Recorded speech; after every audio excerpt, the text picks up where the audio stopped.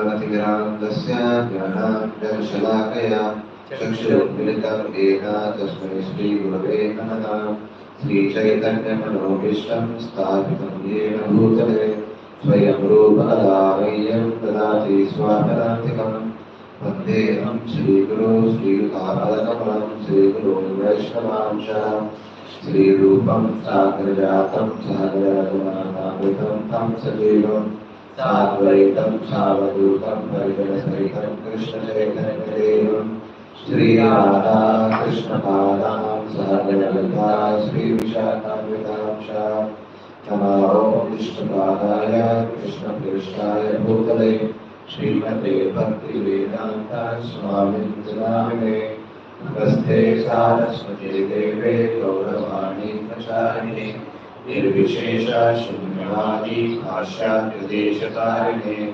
नमो महावदन्याय कृष्णप्रेमप्रदायते कृष्णाय कृष्णचैतन्य नामिने गौरकृषे नमः। हे कृष्णा करुणा सिन्धो दीनबन्धो जगत्पते गोपेश गोपिका कान्ता राधा कान्ता नमोऽस्तुते। तप्त काञ्चन गौरांगी राधे वृन्दावनेश्वरी वृषभानुसुते देवी प्रणमामि हरिप्रिये। वाञ्छाकल्पतरुभ्यश्च कृपा सिन्धुभ्यैव च पतितानां पावनेभ्यो वैष्णवेभ्यो नमो नमः। जय श्री कृष्ण चैतन्य प्रभु नित्यानंद श्री अद्वैत गदाधर श्रीवासादि गौरभक्तवृंद। हरे Krishna Krishna Krishna Hare Hare Hare Ram Ram Ram Hare Hare.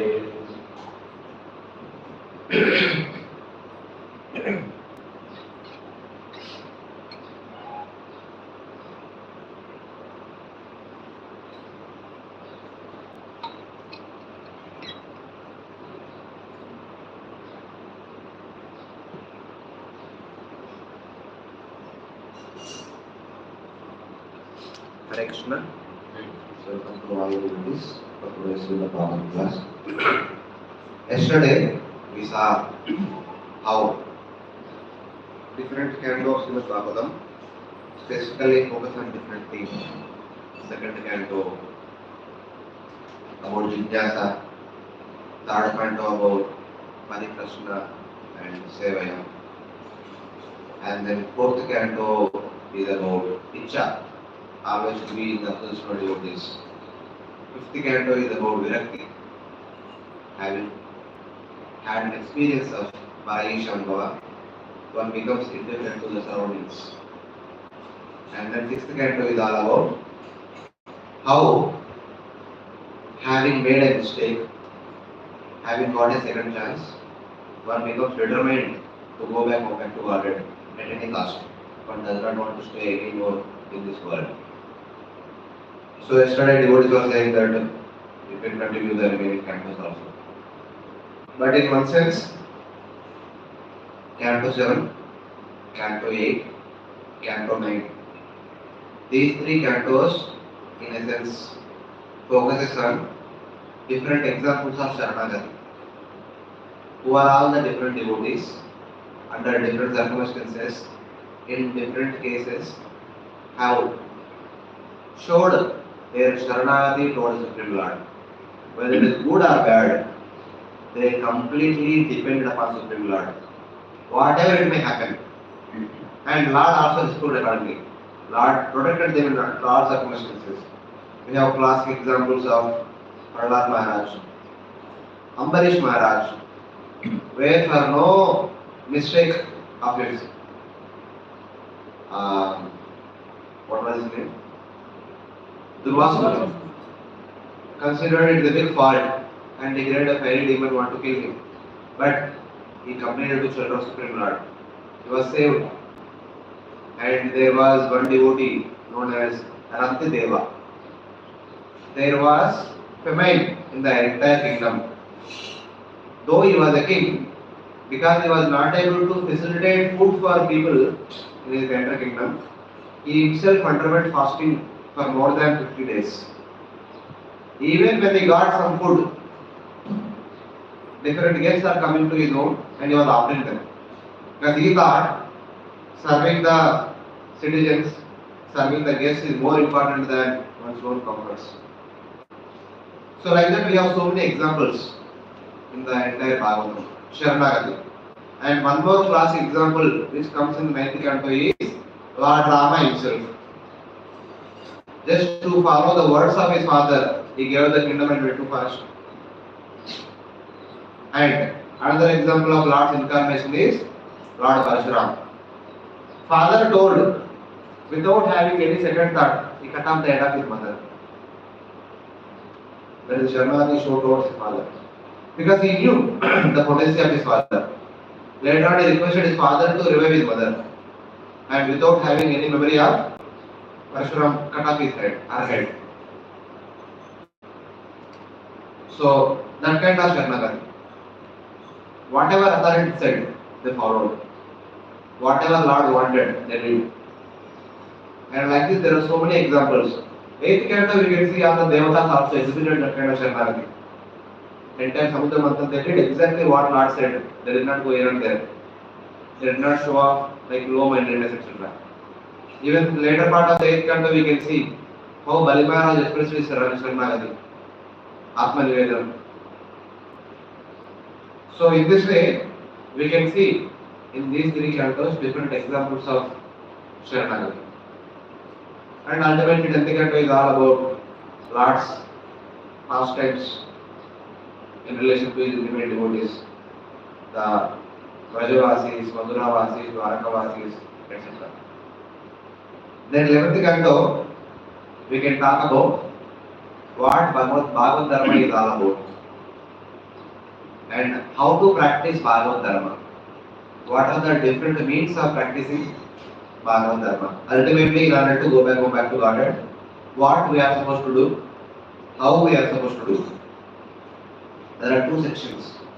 In the first 5 chapters, Narada Muni was speaking to Vasudeva, quoting a conversation of Navayogendras who was speaking to Maharaj Muni, all about Bhagavad Dharma. And then the later part of the 11th canto talks about Lord Krishna himself speaking to Uddhava before he was about to depart. It is like the last lesson. When Lord Krishna informed all the Dwarkavasis that tomorrow morning get ready, all of us are going to Prabhas. Uddhava was not there in the assembly. So in one sense, Uddhava was not invited.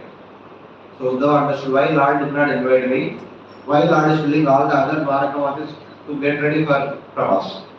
In the night, he approached Lord Krishna. My dear Lord, what is your plan? I think that you are trying to wind up your pastimes. And why you want to stay back? You want me to stay back? What was the reason? Then Lord Krishna reveals his pending mission. In order for Uddhava to stay back, in order for teach the purpose of Lord Krishna's appearance. Once again, though Lord Krishna taught Bhagavad Gita long back, about 36 years back on the battlefield of Kurukshetra, he again reiterates the same teachings to Uddhava, so that Uddhava can propagate the same teachings all over. Few years back, some of our devotees were saying that there was a movie made in Telugu, Kartikeya. Whatever, 2 hours, the movie was on Kartikeya. So, that movie, I got one animation clip in the beginning comes. So, it shows that there was one cycle of Lord Krishna which was given to Uddhava, which will save the world from the unexpected diseases or whatever. They said that there is some connection to corona and in future also there may be so many diseases, epidemics will come. So there is some saving grace, something like that. But from Bhagavatam we understand that actually Lord Krishna gave something to Uddhava, something the most valuable thing, that is Uddhava Gita. It is not an actual great Uddhava Gita. That Uddhava Gita is the real saving grace for the entire world. Whoever takes shelter of Uddhava Gita, they are really saved. Just like in that movie, it is shown that the hero goes through a lot of adventures to find out the tiger belt. Similarly, any sadhaka who makes an endeavor to understand the essence of Bhagavad Gita really will be saved from the arms of Kali Yuga. So in that way we can see. But people also go outside, but they can't tell the Bhagavad Gita in the essence. So that people cannot appreciate. For a movie to become successful, to earn a lot of money, if they tell money and all, people will not appreciate. If you tell that knowledge, people will not appreciate. But if you show something like ankle belt or some key or something like that, some secrets, some treasure, people appreciate. So that's how they have to little bit adjust and then make the movie. Something like that.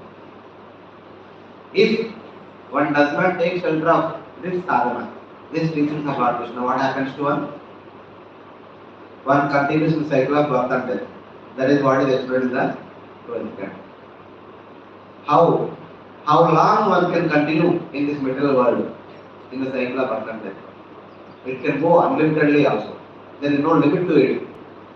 One can continue 10 lakh times, 100 lakh times, even till the end of the day of Brahma, even till the end of the life of Brahma also one can continue to go in the cycle of birth and death.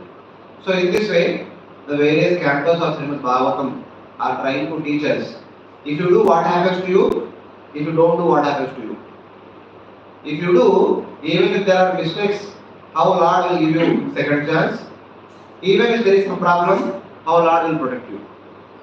So like that, there are various case studies have been presented in the Bhagavatam. So there was one nice statement comes in the second canto.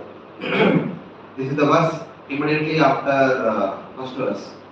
Attar sarga visargasya sthanam poshanamudaya manvantaresha krata nirodho mukti rashraya.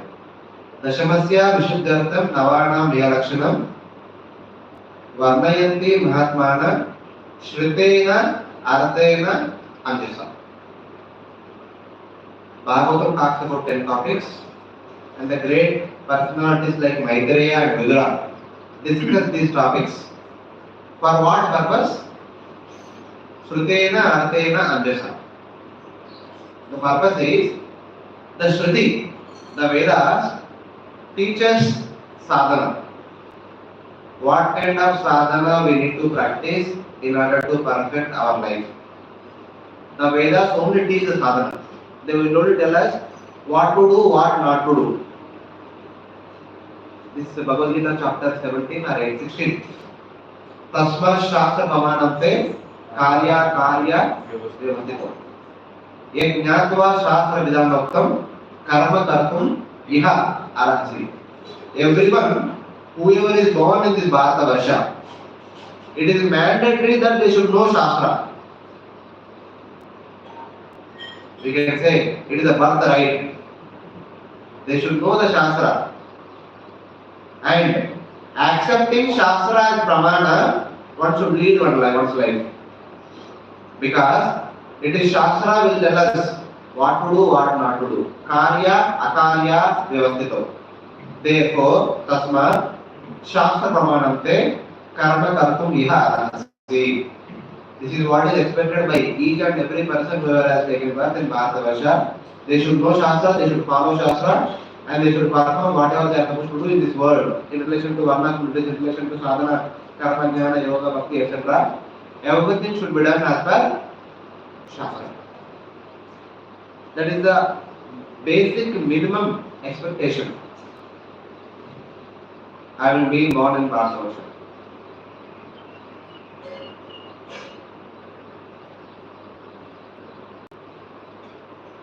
That is what Shastra. Shastra teaches us what to do, what not to do. Veda Brahmanda Vishaya, Tri Kanda Vishaya me, Paraksha Vada Vishaya, Paraksha Moksha Priya. What are the sadhanas that Vedas are teaching us? Karma Kanda, Jnana Kanda, and Upasana Kanda. Karma Kanda teaches us how to live in this world, properly following Sakama Karma, Dharma, Artha, Kama, how to follow them. And the next section is Jnana Kanda. It will teach us how to attain moksha by practicing Nishkama Karma Yoga, Jnana Yoga, Ashtanga Yoga, and with the help of Bhakti Yoga attaining sadhana. This is one traditional path. There are three categories of people we can see in this world. One people they want to be happy in this world. They want to perform Vedic rituals and go to Swarga, enjoy, come back, take birth in the Rishabhati family, again perform yajna, again go to Swarga, enjoy, again come back. This is a normal Yam Imam Pushpitam Vacha Pravadanti Machita Vedavadharata Prartha Namjadasti Vadina Kamat Mana Swargapara Janma Karma Phalapradam Kriya Vihesha Bahulam Bhogeshwarya Gadipati. They only interested in Bhoga and Aishwarya, either here or in the Swarga. For that, whatever is required, they keep doing. That these are one category of people. They keep doing that only. They don't want to know anything else. Even if you say something wrong, they will tell, what do you know? You don't know better than me. These people are in the mode of goodness. The people in the mode of goodness, they are attached to Jnana and Sukha. Sukha Samgena Bandhanti, Jnana Samgena Chanala. They say that we know knowledge, we know the Vedas, we have read the Vedas. Our family is known as Vivedi, Trivedi, Chaturvedi, so like that. So we know, you don't have to tell us. And what do they know? Perform yajna, go to Swarga, enjoy, come back, again perform yajna, go to the Swarga. These are one category of people. The second category of people, they are a little better than them. They say, purpose of human life is to attain moksha. For moksha, what is required, one is supposed to do. So they practice Niskama Karma Yoga as a householder. Then they take to renunciation and they practice Jnana Yoga. Then when they attain sufficient amount of knowledge, sufficient amount of realization about Atma Jnana, then they have two options. Either they can wait for natural death, where they can attain eventually moksha, or they can fast forward their death by taking shelter of Ashtanga Yoga. So by the practice of Ashtanga Yoga, they can raise prana from Mooladhara Chakra all the way up to Agni Chakra, piercing to Brahmarandra. They can go beyond these 14 prana systems and then passing through 7 layers of the universe enter into Brahman solitude. So these are second category of people who work very hard to attain moksha. And there are third category of people who depend upon the mercy of authority also. That is called Upasana Grantha, in which it talks about how to surrender to different authorities, different devatas, and how to worship, and how by their mercy gradually progress all the way to spiritual world, which also has bhakti. So somebody might say that, so where is bhakti here? Karma kanda, Jnana kanda, Upasana kanda. Bhakti kahan hai? Bhakti is there, but it is talked about secretly. That's what Lord Krishna says. Paraksha Vada Vishaya, Paraksha Mamasha Priya. Both the Vedas and the Acharyas talk about bhakti very secretly. They don't talk bhakti to everyone, because everyone is not so interested in bhakti. So bhakti is talked about very, very secretly, in an indirect way. Paraksha Vada Vishaya, Paraksha Mamasha Priya. Even I also like that. Even Lord Krishna also does not talk about bhakti openly so much in the Bhagavad Gita. If you see chapter 7, chapter 9, chapter 10, chapter 11, all these chapters is only talking about vibhutis. I am this, I am that, I am this, I am that, so many things only. It does not get into what bhakti is all about. Bhakti ke baare mein zyada, it does not elaborately explain. Little bit hint he gives. How devotees practice bhakti, when God only says what bhakti he does not tell. So it is assumed that we should approach the Acharya and learn from an Acharya. So it is not spoken widely. So in that. But all these sadhanas, what to do is being mentioned in the Vedas. But how to do is mentioned in the Puranas and Itihasas. Ashtadasha Mahapuranas, Ashtadasha Laghu Puranas, Itihasas such as Ramayana and Mahabharata will tell us, with the help of many case studies, how exactly we have to practice. We have to practice Niskama Karma Yoga, Jnana Yoga, Ashtanga Yoga, Bhakti Yoga, by explaining so many case studies. For example, the case study of Prahlad Maharaj. See, under so many reversals, we can expect some reversal can come from outside. But in the case of Prahlad Maharaj, his own father is trying to kill him. What worst thing one can expect? Still, he never gave up how to practice bhakti. Pandavas, their own family members are putting them into so many troubles. Still they never gave up bhakti. So like there are so many examples we can see. Srimad Bhagavatam tells us with the help of all the case studies. That's why he said, Shrutena Arthena Anjasa. The meaning of the Shruti scriptures is easily explained with the help of different stories in the Puranas. Especially about Bhakti, Srimad Bhagavatam. Other things are explained in other Shastras also, but there are 100 examples of Bhakti in the Bhagavatam. Not one or two case studies. In total, there are 100 case studies of devotees, how they practice Bhakti in the Bhagavatam. You can count it. Total 100 devotees are there in the Bhagavatam. Having heard about 100 devotees, so we should have at least some conviction. If Bhakti can work for 100 devotees, Bhakti can also work for me also. So one should develop that skill after having gone through the entire Bhagavatam once. That is the purpose of Srimad Bhagavatam. So this is like brief thematic study of entire Bhagavatam. Yes, Prabhu. We will take afterwards. Better we will discuss. So now, since all of you are studying third canto in your Bhakti Vaibhav, recently you completed chapter 21, 22, 23, 24. It is like the prelude to teachings of Lord Kamila. So today we briefly discuss quick summary of teachings of Lord Kamila. So maybe in the next month when we are going to have detailed discussion, this will act like a background so that we can dive into the details. So anyway, last week only you all studied the background. Under what circumstances things are happening. Kardama married Devahuti and Kardama was a great devotee. Devahuti served him like very gently, very nicely. And one day Kardama said, I am very much satisfied with you. Please, is there anything that I can do for you? If you want, I can display all the Vaikuntha opulences for you. That means indirectly, I can enable you to go to Vaikuntha also. That is, if you want.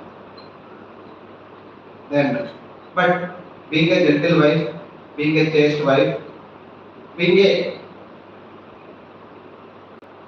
personality of this world, she said, my dear Lord, my dear husband, at the time of marriage, you promise that you will beget children through me.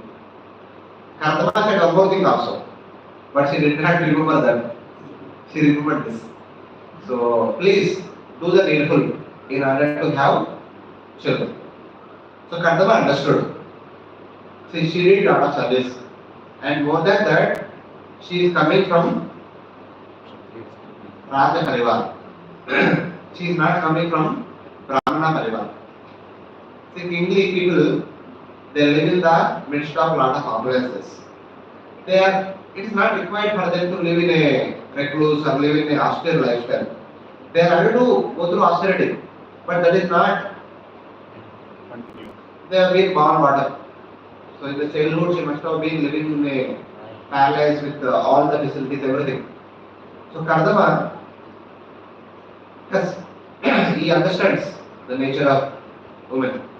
So she might be thinking that after marriage, till the day of marriage, I have been bereft of all such kind of facilities. She never said, but he just anticipated. So in order to give her an experience of all the kingly opulences, even much more than that, even like that of Indra, he created a aerial mansion. He took her all over world tour. Here people take their wife different places. But Kardama took her world tour. For how long? Not 1 day, 2 days. 100 days. Can you understand? The aerial tour went on for 100 days. And Devahuti wanted to have many children. That's natural. So being a woman, she wanted to have many children. But Kardama does not want to continue this world for long. In the sense, he wants to practice exclusive bhakti. That was his original desire. At the time of marriage, he told the parents of Devahuti, I will marry your daughter, provided if you allow me to take renunciation after having few children through your wife. So they agreed. So Kardama, because they only wanted to have many children, and Kardama had spent a lot of amount of time, at least he had given 100 full years with his wife, having taken her all over the world, showing her different places. So now he wanted to complete his business. So he wanted to have multiple children, because she wanted to have multiple children. He himself expanded to 9 forms. He impregnated her 9 times. So she gave birth to 9 daughters. So what do you call them? If there are 2 twins, if there are 3, you call triplets and quadruplets. If 9 daughters are born at one go, what do you call? Whatever you call. So 9 daughters are born together, one after the other, immediately. So 9 daughters were born. And because these are all belonging to Devayoni kind of thing, they also grew up to youth. In the case of Devatas, they are born in no time, one muhurta, and they grew up in another muhurta. So there are no requirement in such a way that they have to take care of the children. Nowadays you can see our Giresh Prabhu and all our devotees. They have to give a lot of attention to the children as they are growing up. Because it is a big responsibility. And this thing is only happens in Bharatavarsha. This does not happen anywhere in the universe. Everywhere in the universe, the children are born in one muhurta, they grew up in one muhurta, they become 16 years old. We say Radha Krishna is always 16 years old, Santam Vayasika Ishwara. That is what happens to everyone, rest of the universe. And they remain 16 years old till the end of their lifespan. They never develop white hair, beard, moustache. None of the devatas will never have beard, moustache and white hair. They always remain youthful like 16-year-old people. This is what happens outside Bharatavarsha. Only in Bharatavarsha, people have to go through all these difficulties. That's why we need doctors. And other places there is no requirement of doctors also. They don't go through all these old age diseases very frequently. Maybe if they make a gross mistake, and the result of the gross mistake they may go through some problem, but otherwise it is not. So Kardama was getting ready. So Devamurti then he understood. I made a mistake, my dear Lord. You are a great devotee, but I was always treating you as my husband. I never considered you as a great devotee. I never took your association in that platform. So please, but whatever it is, if a person takes shelter of a great devotee, knowingly or unknowingly, they should get fearlessness. But I have not obtained fearlessness. Please bestow that and then you can live. I will not stop you because you have promised at the time of marriage. Then Kardama remembered, when Lord appeared, Lord said, I will also appear as your son. Then he told her, Lord promised that he will appear as our son. Please prepare for that. Prepare for the invitation of the Supreme Lord. So eventually Lord appeared. Lord also grew up in no time as the 16-year-old teenager. So all the ceremonies are performed, birth ceremony, naming ceremony, everything is performed, all the guests are gone, everything is done. So then our Kardama approached Lord Kapila. My dear Lord, this was my desire, that I want to serve you exclusively in Dasya. Since you appeared in my family, there is a mixture of emotions. I cannot serve you in Dasya because you are my son in the family. I can serve you in Dasya in the forest, in some holy place or somewhere. So I want to go to forest. I want to serve you there exclusively. Then Lord Kapila said, it is not required actually. By being my parents, it is already understood that you are already perfected. You don't have to perform big sadhanas to perform perfect again. But still, if you want to set a right example to the society, please do whatever you want. I will not stop you. But still, you can stay home also. I am not telling you should go, but if you want, you can go. So Lord Kapila very gently He told his father, whatever you can do, I will not object you. But you don't worry, I will take care of my mother. He assured. So Kardama went to forest. Now at home, Mother Devhuti and Lord Kapila are only there. So one day, one fine morning, like this only, after morning chores are over, when Kardama sat at ease, Mother Devhuti approached Lord Kapila.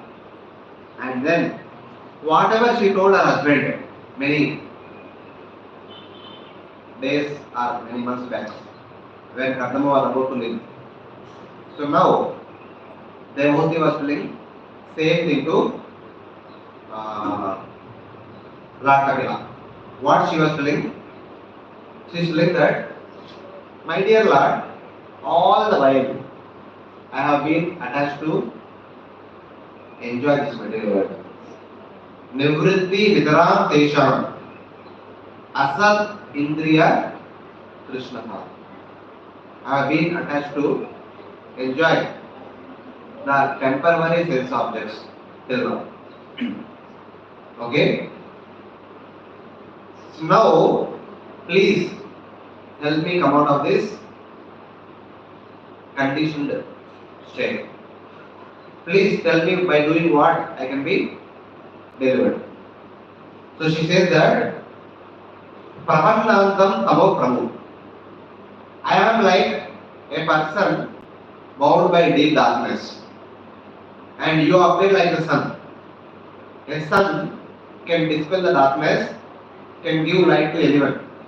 In the darkness, if there is no electricity, if it is Pavaneshwar, if it is fully clouded, we can't see anything. Even if it is Amavasya, not Pavaneshwar, if it is Amavasya, if it is not fully clouded, at least stars are there, some light will be there. We can see something and we can go ahead. But especially during the rainy season, if it is Amavasya, if it is fully clouded, we can't see anything. Of course, nowadays we may say that we have electricity, mobile, charger and all. Assume that nothing is there, you can't see anything. That is the situation of a conditioned soul. We don't know where to go. We don't know what is there ahead. But the Guru comes in our life like the sun. When sun comes, all darkness is displaced, everything becomes crystal clear. We are sure where this path takes us. What is there on the way? Everything we can understand. That's what says that. My dear Lord, you appear like a sun, dispelling all the darkness. Kindly dispel the darkness within my heart by giving proper knowledge. That's what. Then she said that Dushparasya Paragam. It is very difficult to by one's own endeavor to cross this middle existence. But it can be easy when one takes shelter of person like you. Why? Person like you can open our eye of knowledge. Such chakshu janmana mande labdam me tvat anugrahat. Only by your mercy I can develop jnana chakshu.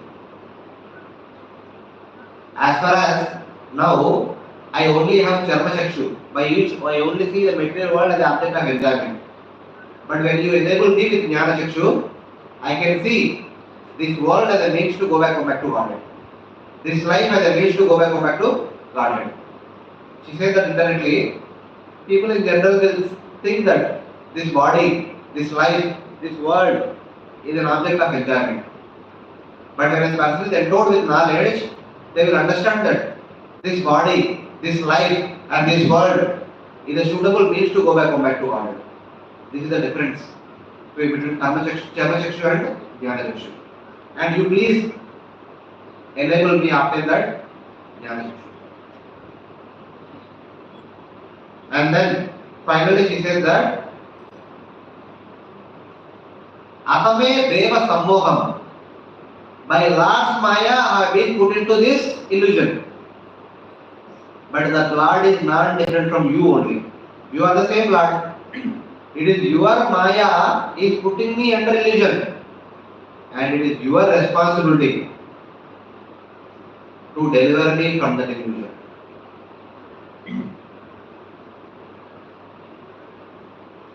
Acharya says that a devotee should become like that. When we come in front of the deities, in front of the Guru, We should have the courage to say these words. When we come in front of the Lord, we should say that, my dear Lord, it is your Maya has put me under illusion, has put me under bondage. It is your responsibility to deliver me. We should make this prayer. When we come in front of the Supreme Lord, we should be able to tell that, my dear Guru, my dear spiritual master, it is your Lord's Maya has put me under illusion. It is your responsibility and your Lord's responsibility to deliver me from that illusion. A devotee or a disciple should have this courage, and with that courage should approach the Supreme Lord and the spiritual master. This is what is expected. Otherwise, if we only come to the deity, my dear Lord, please solve this problem, please solve that problem. If we approach our spiritual master to say that, my dear Guru, my dear spiritual master, I am going through this problem, I am going through this problem, so please help me to come out of the problem. So we are continuously dealing with problems only. So that's how Acharyas will say that this is how a devotee or a disciple should approach the Lord or the Guru. Ask him. It is your responsibility. Because it is your Maya has put me under illusion. It is only you can deliver me, and it is your responsibility to deliver me. Otherwise, what is the use of you standing there? Like that. Mother Devahuti says, she says that Tvam tva gadaham sharanam sharanyam. Everyone says that you are sharanyam. You are the worthy object of taking shelter. You are inviting everyone, come and take my shelter. Okay, we will take shelter if you promise this. What? For your surrendered souls, you are ready to cut the tree of samsara from the very root. Then we can take your shelter. Otherwise, don't simply say words, take my shelter, take my shelter. Sarvadharma paritijya mamekam sharanam raja. What is the use of telling all those things if you don't cut the tree of samsara? He says that Svabhutya samsara taro pukaram. I mean, she does not say like directly. She directly says that only you are the suitable axe to cut the tree of samsara for the surrendered souls. Sharanam Sharanyam Svabhutya samsara taro pukaram. I am also surrendering myself at your lotus feet. Till now, the Lord was her son. But right now, she is accepting the Lord as Guru. Just like Arjuna accepted Lord Krishna as Guru. So, she said everything, and she said ultimately, now I am surrendering to you, and I heard that for a surrendered soul, the Lord becomes Samsara Taro Pukaram. Pukaram means axe, and Samsara Taru is the tree of material existence, especially the banyan tree. Banyan tree will never die. One tree is there, the secondary root, another tree will come, another root, another tree will come, another root, another tree will come. It will never die unless until you cut it. Other trees we can say someday they may die. If you leave them alone like that, someday they will die. But banyan tree will never die. That is how our samsara is in this material world. The only way to stop the progression of banyan tree is cut the tree from the very root. That who can do that? Only the Lord can do. The same thing, Shanda and Namarka tells to Prahlad. It looks like you are being born as a thorny bush in the forest of Chandanavanai. Says that. And Lord Vishnu, who is the axe, will use you as a handle. Because there is an axe, there is a handle. The handle is generally taken from thorny bush. Because thorny bush are strong. They don't break just like that. So Chandanavaka says that the entire dynasty of Hiranyaksha, Hiranyakashipu is like Chandanavana. And you are a thorny bush. And then Lord Vishnu is the axe. Lord Vishnu will use you as a handle for the axe. They will cut the entire Chandanavana. So that is how they Then they need to speak about themselves in a good way, obviously. So this is what Mother Devoti submits herself in front of Lord Kapila. First of all, Lord Kapila slightly smiles. Prahasan Diva Bharata, like Lord Krishna. Because she is thinking that you are my mother and you are calling yourself as your bound. How can a conditioned soul can become a mother? You are already liberated. But still, since you have asked, making you as an instrument, I'll speak something, following which everyone the rest of the world will be delivered. Kindly understand. Swayambhu Manu was Brahma's direct son. And Swayambhu Manu was during Swayambhu Manvantara. And Swayambhu Manu's daughter Devoti married Kardama. Kardama also Brahma's son. So this discussion is happening at the beginning of the creation. And this teachings will continue to stay till the end of the day of Brahma.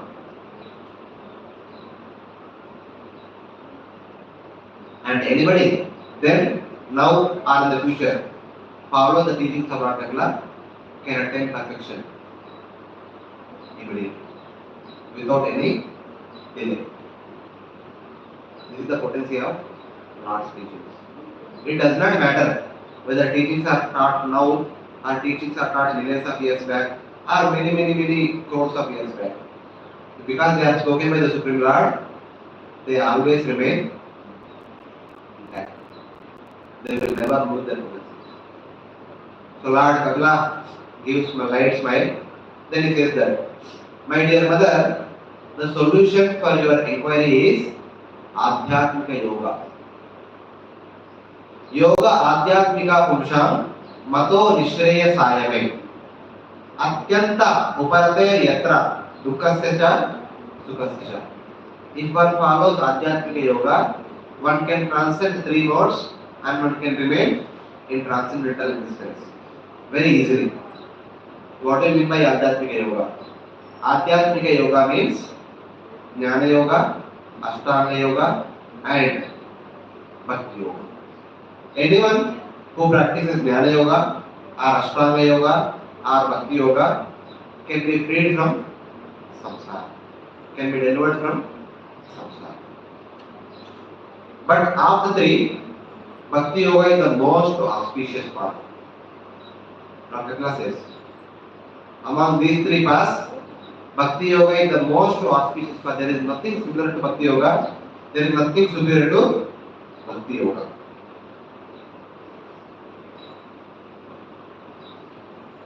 Then he says that he also talks about what are the basic prerequisites to practice all this Adhyatmika Yoga.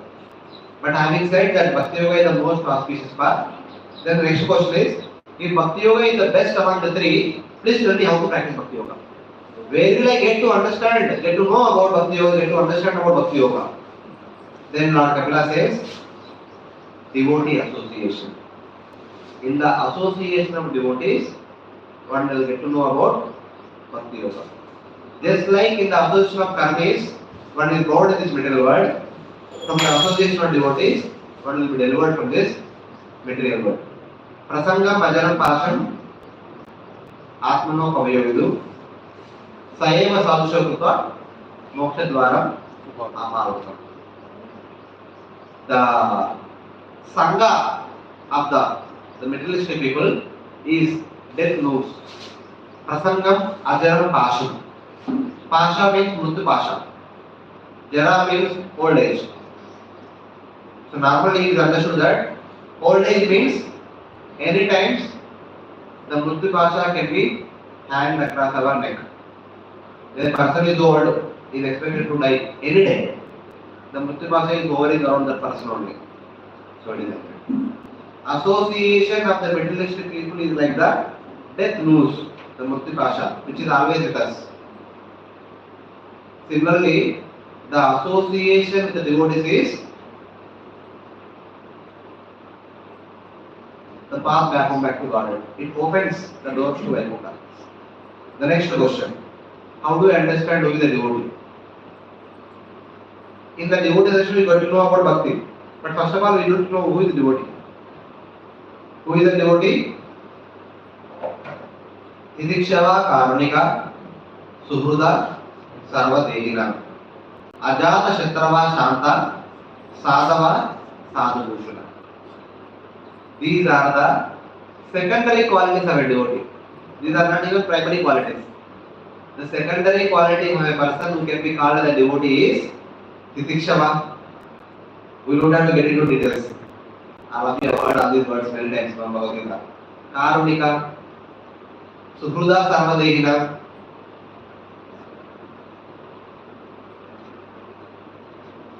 I am sorry to say this because that point came.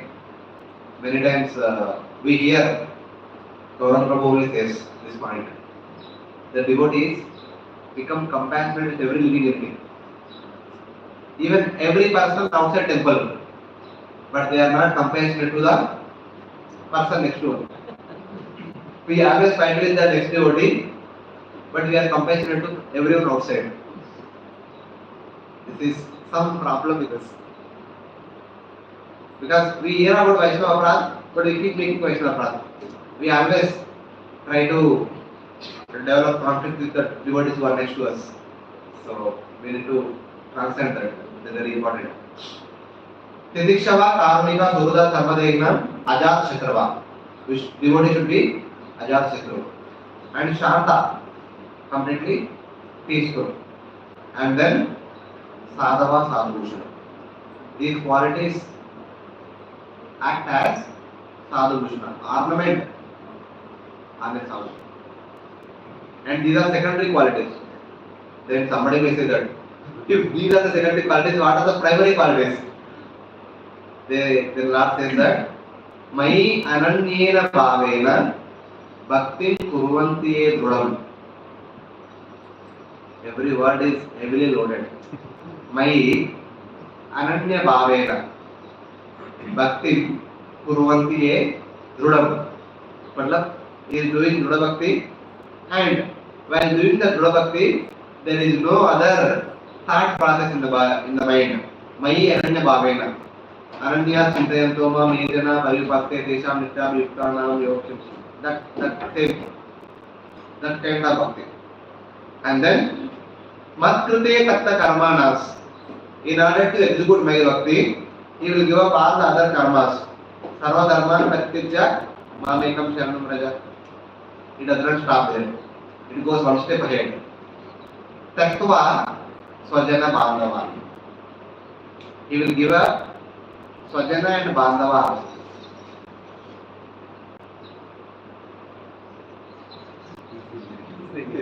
These are the primary qualities of a devotee. Don't ask me any further questions. You are Bhakti speaker, you are asking. What do you mean by this? It is very high order, very tall order. What Lord Kapila is expecting is very tall order. Of course, it can be done. It is not that it cannot be done. For everything there is a time. One can exhibit this kind of symptoms at the very beginning also, but one can exhibit gradually also. Even Tattva Svajana Bandhava means one can fulfill all one's household responsibilities at a certain point of time. One can become aloof from the household responsibilities and completely engage oneself in devotional service. That is possible. We may think that today it is not possible, how can I do? But no problem. Should know that this is the point we need to come to. Gradually we need to train ourselves. One day we should be able to. Even though in spite of our family members being devotees also, this is required. One day one should be able to exhibit that, my dear Lord, I am yours now. I am done with all the worldly responsibilities. Enough, I am yours. Like Kunti Maharani plays. At the end Kunti Maharani says, Sneha Pasam Yom Chindi, Dudam Vishnuju Pandishu. The Vrishnis and Pandavas are my close relatives. Even though they are devotees, I have been friendly with them till now. But from today onwards, I want to cut off their ties and I want to exclusively focus on your devotional service. Even Kunti Maharani also saying that. So it is not something new thing. It is there everywhere. So one day one should come to that point. Madashraya Kadam Rushta Shrunuvanti Kadayandate Tapanti Vivida Tapa Naidam Madhya Chetsa. One should completely take shelter of Supreme Lord. For the sake of serving the Supreme Lord, one should undertake vows of austerity, etc. And one should completely focus on serving the Supreme Lord only. Nowhere here and there. For that, we have already given enough time. But now, exclusive devotional service. That kind of person, he said that, Te ete sadhava sadhvi sarva sangha vivajita. Having given up all worldly attachments, take shelter of such a sadhu. Why? Such a sadhu will tell you what is bhakti. Such a sadhu will engage you in that bhakti. Sangateshu atate partya sangha dosha harayate. When you come in the association of such a devotee, when you hear from such a devotee, when you understand from such a devotee what bhakti is all about, how to execute bhakti, then there is sarva sangha vivajita. One becomes freed from anarthas. Anartha nivrutti takes place. Ado shraddha, satsanga, bhajana kriya, anartha nivrutti. All these four things will take place in the association of such a sadhu. After anartha nivrutti, in the association of same sadhu, what happens? Something wonderful happens. This is one interesting thing which Lord Kapila says. Satam prasangam mamavirya samvido bhavanti rutkarana rasayana kata. Before this point, before anartha nivrutti, whatever we may hear, it remains a theoretical knowledge. We may hear from Ramayana, Mahabharata, Bhagavatam, all the past tense. Everything remains as a theoretical knowledge, like a story. But after anartha nivrutti, when such a sadhu speaks Krishna Katha, the Krishna Katha no more theoretical knowledge. The Krishna Katha becomes practical realization. Satam prasangam mama virya samvido means my pastimes, my potencies will become a direct revelation. It will no more remain as a theoretical subject matter. When they become the direct revelation, our conviction of bhakti becomes strong, nishtha.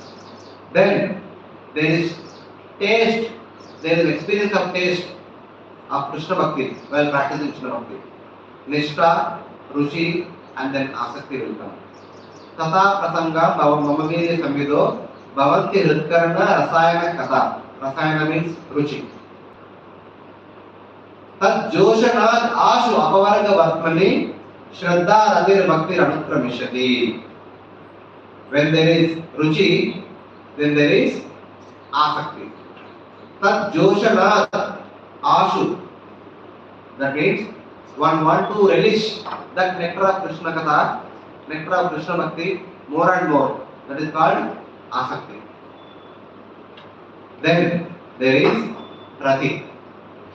Rati means bhava. One starts experiencing bhava, the symptoms of bhava. Then finally bhakti. One comes to the platform of prema. So like that, the 9 stages of bhakti will manifest one above the other. Which Rupa Goswami talks about the 9 stages in Bhakti Rasam Sindhu. Lord Kapila spoke long back. My dear mother, therefore, approach such a sadhu, understand about such a bhakti and practice such a bhakti. Now, what Devamurti is supposed to do? Follow his son. Huh? Follow Kapila. So you are telling about a sadhu, but have the Supreme Lord himself in front of me. Then she holds her hand. Please tell me what kind of bhakti I am supposed to follow, so that even a person like me, a ordinary woman, can attain your lotus feet very easily. Simple. So that God approaches sadhu who has all these qualities and ask him, what is bhakti, how to practice bhakti? And she said, yes, you are first step ahead of sadhu, you are the Supreme Lord himself. So please tell me what kind of bhakti I am supposed to do, by which even a person like me, ordinary woman, can attain your lotus feet very easily. And by the way, you also talked about, in addition to bhakti, one can also practice jnana and ashtanga yoga also. in order to become free from this material world. You please speak about Jnana Yoga and Ashtanga Yoga also. So anticipating Lord Kapila might ask, why you want to know about all those things? Then Mother Devoti indirectly tells that an inquisitive person wants to know about what one is supposed to do. A jignasu wants to know about what one is supposed to do. So they are satisfied with what one is supposed to do and they will do it. But a buddhiman vyakti, a jnani, one step ahead. Artho, Artharthi, Jignasu and Jnani. That person wants to know about what are the other paths also. Intelligent person wants to know about what are the other possible paths also, so that tomorrow when there is a big problem in bhakti, one will not say that I have not taken bhakti, I have taken bhakti without proper concentration. It looks like the other paths, Jnana Yoga and Ashtanga Yoga, seems to be very simpler. I have taken bhakti and I am going through a lot of troubles. I made a mistake. Such kind of doubt should not come. First of all, one should understand what bhakti, what jnana, and what Ashtanga Yoga. Having understood all these three thoroughly, then one should take decision, and then one should stick to one's decision. Then later on, one will not get that kind of doubt. That I have not understood about these other things. If I have known that, I could have gone that way. Like that. Kindly pay attention. All of us want to practice bhakti. If you want to practice bhakti, you should also understand about other things also. It is minimum expected. Without that, we should not begin our bhakti journey. Mother Devoti is telling that. She is requesting not to do. Please tell what kind of bhakti I am supposed to do so that I can attain your Lord's very easily, and also about Jnana Yoga, Ashtanga Yoga, so that I will never have such kind of doubts in the future. Then Lord Kapila, in the rest of the 26th chapter, asks about bhakti. What bhakti is all about? Here comes, though Lord Krishna did not tell explicitly what bhakti is all about in the Bhagavad Gita, but in the Bhagavatam, Lord Kapila tells, what do you mean by bhakti? How to practice bhakti? What are the different divisions of bhakti? And what are the different destinations of practicing these different divisions of bhakti? All these things, summarily, he talks about in this 25th chapter. What Rupa Goswami gives the definition of bhakti? Anyabhilashita shunyam, jnana karmadi anavutam, anukulena krishnanushīlanam bhakti-uttamam. What Narada Muni talks about bhakti? Sarvapadi virimuktam tattvaratvaena nirmanam, rishikena rishikesha sevanam bhakti-uttamam. Same thing Lord Kapila told many lakhs of years back. Same definition of Uttama Bhakti. Devanam Gunalinganam Anushravika Karmanam Sattva Evaika Manaso Vritti Swabhavikituya Animitta Bhagavati Siddhe Bhakti Jariyasi. This is technical because this is part of third canto. It takes the information that is written in the third canto carried forward. Normally, the simple understanding is, normally we perform various activities with the help of our senses in order to get people in general, the material enjoyment. We employ all our 14 senses to get material enjoyment in this world. And the senses are functioning under the supervision of Devatas. Devanam, Gunalinganam, Anushravika Karmanam. Sattva Evaika Manaso. People also have one point of attention. Jivan ka lakshya hai, khao piyo maza kao. Eat, sleep and be merry. Nothing else. Who knows another life is there? You have only one life. Enjoy it to the maximum possible extent. जितना होगा उतना करो. Sattva eva eka manaso. Eka manasa, one point of attention. Vyavasayam ki nothing less. Lord Kapila says, use the same senses, use the same determination to practice bhakti. Engage the same senses in the service of Lord, the same one attention to go back to Godhead. While doing so, one progresses from Madhav Shraddha to Bhava. In Bhava platform, one practices Bhava Bhakti. The happiness that a devotee experiences in Bhava Bhakti platform is much superior to the happiness one experiences having entered into Brahman, which is the result of practicing Jnana Yoga and Ashtanga Yoga. If a person practices Jnana Yoga, Ashtanga Yoga, ultimately they go to Brahman and they experience Brahmananda. That Brahmananda is nowhere comparable to a Bhava Bhakta.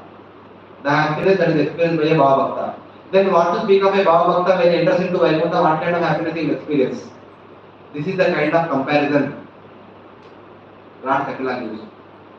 In Nectar of Devotion, very first chapter, in the introduction, definition of Uttama Bhakti comes. In the first chapter, it talks about 6 characteristics of Uttama Bhakti. Anyone remembers what are they? Kleshagni Shubhada, one experience during Sadhana Bhakti. Then, while practicing Bhagavati, what one experiences? And then what is the other one? And the third stage.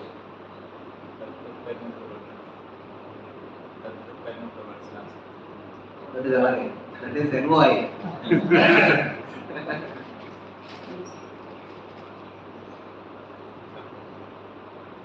Kleshagni Shubhada, one experience during Sadhana Bhakti. Sudurlabha Mokshalagat, one experience during Bhava Bhakti. That means coming to Bhava Bhakti is also very rare. Not everyone can come. And then in the Prema Bhakti, one experiences Sandra Nanda Kshetasma. And then Sri Krishna Akarshanisha. In Prema Bhakti platform, one controls Krishna. One attracts Krishna. Krishna becomes a puppet in the hands of a Prema Bhakta. But one stage before that is Moksha Lagutagur in the stage of Bhava Bhakti. The moksha becomes insignificant for a Bhava Bhakta, which Lord Kapila is telling here. Rupa Goswami told recently, but Lord Kapila told long back. This is the definition of Uttama. Then he says that there is something called as Vaidhi Sadhana Bhakti, something called as Raganuga Sadhana Bhakti. So by practicing Vaidhi Sadhana Bhakti, one comes to Vaidhi Bhava Bhakti. By practicing Raganuga Sadhana Bhakti, one comes to Raganuga Bhava Bhakti. It talks about these 4 bhaktis in the remaining chapter. What do you mean by Vaidhi Sadhana Bhakti? What do you mean by Vaidhi Bhava Bhakti? What do you mean by Raganuga Sadhana Bhakti? What do you mean by Raganuga Bhava Bhakti? He says that people in this world might say that why Lord is telling me to come to spiritual world? Here I have a family. In my family I have mother, father, wife, husband, brother, sister, daughter, son, friend, servant. Like in this material world, a family is a what we can say, the privileged thing. Having a novel, living a family is a privilege nowadays at least. So a person naturally inclined to stay in that atmosphere. So why should I go to spiritual world? What is in the spiritual world first of all? To tell me. So Lord Kapila says, spiritual world also same thing is there. Here you are having this relationship with another jiva. In the spiritual world, you can have same relationship with the Supreme Lord. You can treat the Lord as your father, your mother. You can treat the Lord as your son, your daughter. Son. You can treat the Lord as your consort, your husband, your pati. You can treat the Lord as your brother. You can treat the Lord as your master. Every aspect is there. So don't worry. You are not bereft of this kind of atmosphere. Here in this middle world, this atmosphere can stay only for temporary time period. Your family can stay with you only for some time. Your parents will stay with you some time. Your children will stay with you only for some time. There is a time bound thing here. But in the spiritual world, it is not time bound. It is Nitya Lila. If you want to enter into a Nitya family atmosphere, come to my abode. There you can experience Nitya family atmosphere as a Raganuga Bhava Bhakta. In Vedic Sadhana Bhakti, Vedic Bhava Bhakti, there is always Dasarata only. It is Dasarata permanent. But in Raganuga Bhakti, Raganuga Bhava Bhakti, it is family atmosphere. What else? What do you mean by Raganuga Bhava Bhakti and what is the destiny of the Raganuga Bhava Bhakti? He is giving a fair, clear-cut understanding. No doubts. You are attached to family atmosphere here, don't worry. You come to spiritual world. I will give you a eternal family atmosphere. You are not bereft of family atmosphere, but it is eternal family atmosphere. Here at least you get to see the departure of your parents. Eventually your children will get to see your departure. You get to see the departure of your friends and brothers, sisters, etc. But there is no such thing. It is Nitya Lila. So who will not want to go there? Who will not want to be part of that? This is Lord Krishna.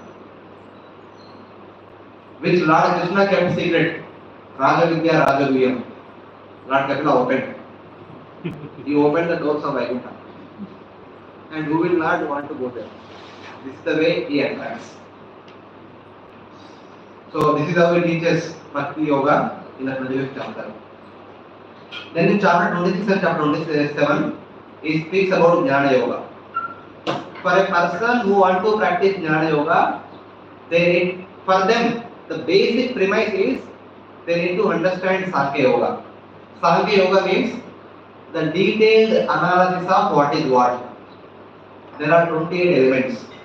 In Bhagavad Gita introduction, Lord Sri Prabhupada says, in Bhagavad Gita, Lord Krishna is going to talk about 5 things. What are the 5 things? Jiva, Kala, Karma, Prakriti, Ishvara. Ulta, we should tell front to back. Ishvara, Jiva, Kala, Ishvara, Jiva, Prakriti, Kala, Karma. Supreme Lord, living entity, material nature, and time, and the karma. We perform karma with the help of this body. And this body is made up of 24 material elements. Man, Buddhi, Ahankara, Chetana, 5 Jnanendriyas, 5 Karmendriyas, 5 Panchamahabhutas, 5 Tanmatras. So, Bhagavad Gita 5 becomes Bhagavatam 28. Karma replaced by 24 elements. And plus Ishvara, Jiva, Prakriti, Kala. Total 28. So, a person who wants to practice Jnana should understand these 28 elements thoroughly. When one understands these 28 elements, then one focuses on Paramatma. The purpose of understanding all these 28 elements is, I am Jivatma. I am not Man. I am not Buddhi. I am not Ahankara. I am not Chitta. I am not Jnanendriya, Karmendriya, Tanmatra or Panchamahabhuta. I am Atma and I am supposed to meditate upon Paramatma. So that should be the understanding. Then, in order to attain Paramatma, one need to practice severe austerities. That is explained in the 27th chapter. Tapasya. As a result of the tapasya, one comes to the form of Brahmoda, then one attains Sayajyoti. Otherwise, if one develops sufficient amount of detachment from this material world, then one can take shelter of Ashtanga Yoga. By the practice of Ashtanga Yoga, one can raise prana from Mooladhara to Atyachakra, then piercing Brahmarandra, one can attain Sayajyoti. That Lord Kapila expressed in the 28th chapter. Clear? So Devoti again asked one more question. So my dear Lord, you spoke about elaborately Jnana Yoga consisting of 28 elements, Ashtanga Yoga consisting of 8 elements, Yama, Niyama, Asana, Pranayama, Pratyahara, Dharana, Dhyana, Samadhi, etc. Similarly, are there any deviations in Bhakti also? If they are, can you please tell?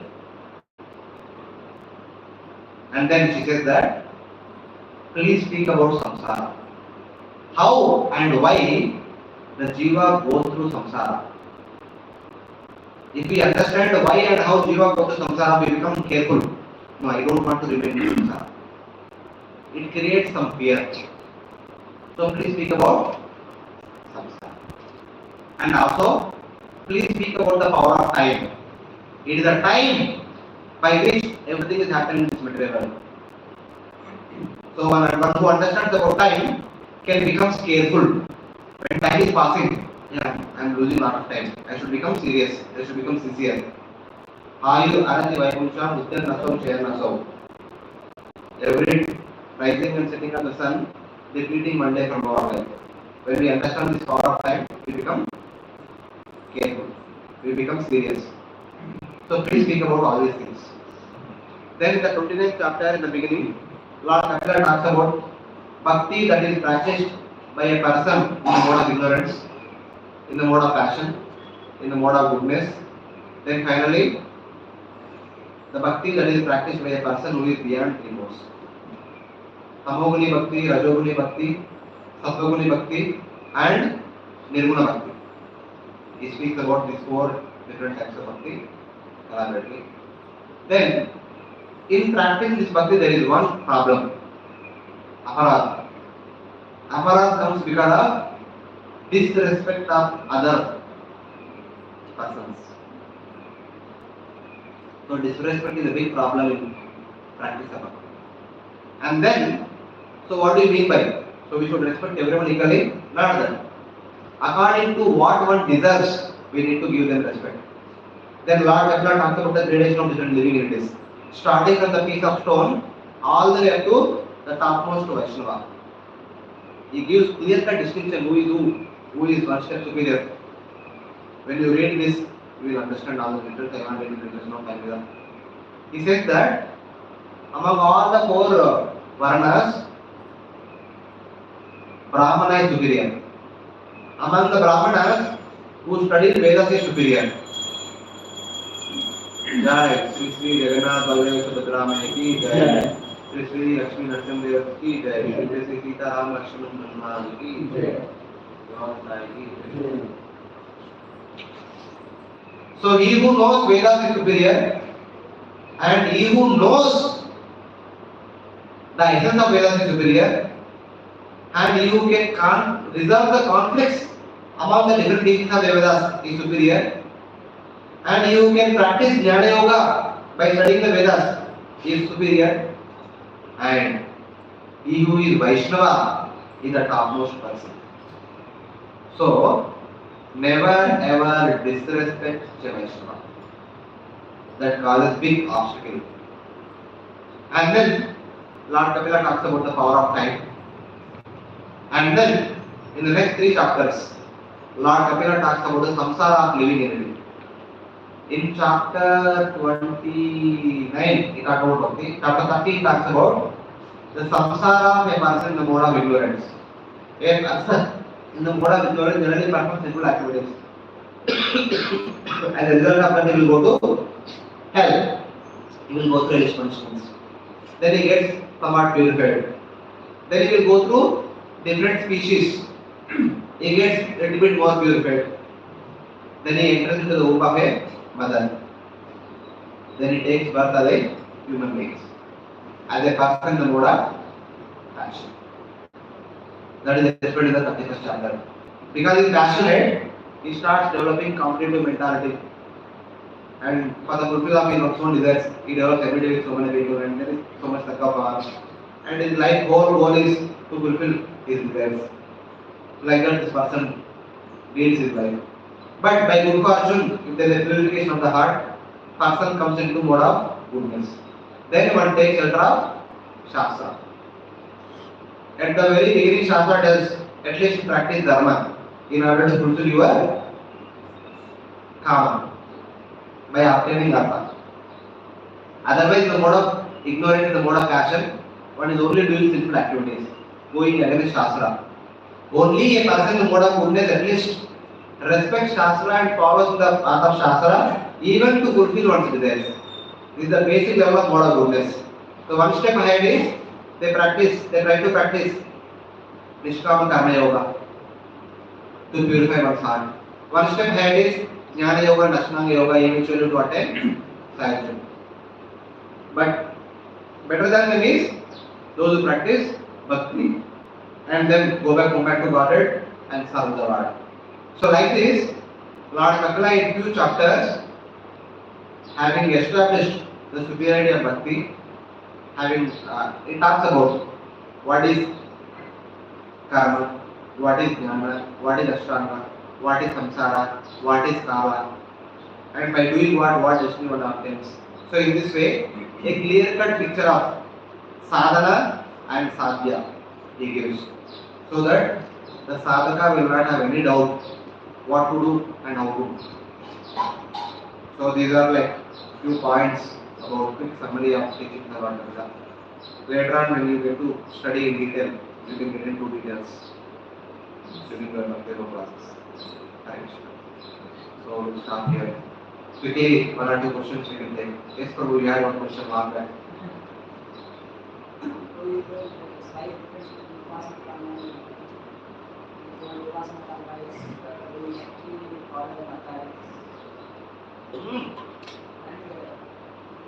Upasana Kanta means Swagat authority. Right. And that authority, there is authority someone called Ganesha. In that there is someone called Durga. There is someone called Shiva. There is someone called Surya, Chandra, Varuna, Vayu. And there is also someone called Vishnu. Vishnu Bhakti is also mentioned in the Upasana Kanta. But it was not mentioned as one should only take shelter of Bhakti, not like that. Bhakti was mentioned in the Vedas as one among the many things, so that its secrecy is maintained. Raja Vidya, Raja Guyam. That's how the Raja Vidya maintained. Na? If Bhakti is told one among the many things, not many people will take to Bhakti. Only those people who are interested in Bhakti, they will take Bhakti. In that, Lord kept the secret of Bhakti like that. Not talking about Bhakti directly. Because everyone does not want to become Bhakta. Lord does not want to force upon everyone that all of you should become Bhaktas. He tells indirectly that if all of you become Bhaktas, all of you can come back to Godhead.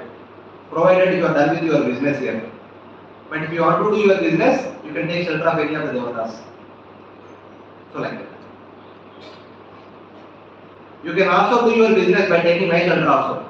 After Jinja Swartha, you will also come to me. I can also fulfill your desires. But I will fulfill in a different way. So like that.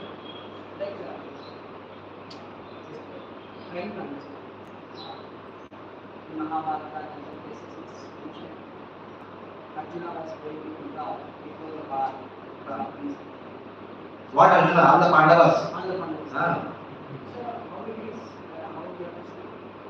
Mahabharata talks about Pandavas as Nishkama Karma Yogis. Because Ramayana and Mahabharata mainly focuses about how people should practice Nishkama Karma Yoga. Eventually that will rise them, that will bring them to practice Jnana Yoga, Ashtanga Yoga and come to the platform of liberation. For majority of people, the Upanishads, the Itihasas are teaching them how to practice Nishkama Karma Yoga, Jnana Yoga, Ashtanga Yoga and eventually attain moksha, dharma kama moksha. That is their main But it also talks about Vishnu Bhakti. For those who are interested to practice Vishnu Bhakti, also they learn from that. For pure devotees, there is also pure Bhakti also. They are like Kalparuksha. Whatever you want, they are ready to offer you. So in that way you have to say.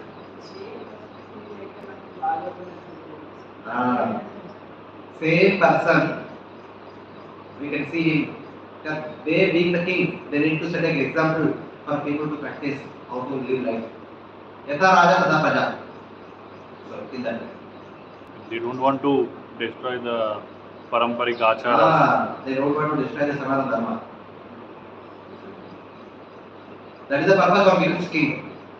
Aparna Acharya Prabhu Sabha Shikayala. Even it is the Acharya, it is the king. First of all, they need to practice, then they need to teach others. Without practicing ourselves, we don't have the right to teach others. First of all, this is the principle, the first basic requirement of telling somebody. We cannot tell somebody unless until we practice it. What we should take depends on No, no, don't worry, Prabhu. See, now you have already become devotee. Now you are reading Bhagavatam and Bhagavad Gita. You read and see Mahabharata and Ramayana from the glance of Bhagavatam. For a person who has not become devotee, when they approach Rama and Mahabharata, they see Dharma and Moksha. How to practice Dharma and Moksha? Rama is called as the Maryada Purushottam. What do you mean by Maryada Purushottam? To what extent Dharma can be practiced? That is what Lord Rama displayed. Dharma means Varnashram Dharma. Varnam Dharma primarily means Nishkama Karma Yoga. Lord Rama is ideal example of Nishkama Karma Yogi. Janaka Maharaj is ideal example of Nishkama Karma Yogi. Pandavas are ideal example of Nishkama Karma Yogi. Bhishma ideal example of Nishkama Karma Yogi. अपने लिए कुछ नहीं, संसार में सब कुछ है. Why would Pandavas become kings? Having lost their 5 children, Draupadi lost 5 children. Why would she sit on the throne? For whom? For whom's sake? अपना स्वार्थ के लिए नहीं, परार्थ के लिए. लोगों का भला के लिए, even though they are going through intense pain in their core of the heart, still they sat on the throne and they are facilitating how to practice bhakti and how to practice Nishkama Karma Yoga throughout the world. Because they can get benefit. We may go through difficulties, but for their benefit, let us do it.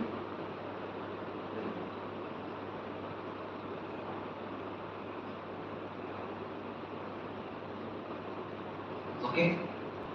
Thank you very much. Stand up. निरंतर श्रीमद् भागवतम की, श्री प्रभुपाद की, अनंत कोटि वैष्णव की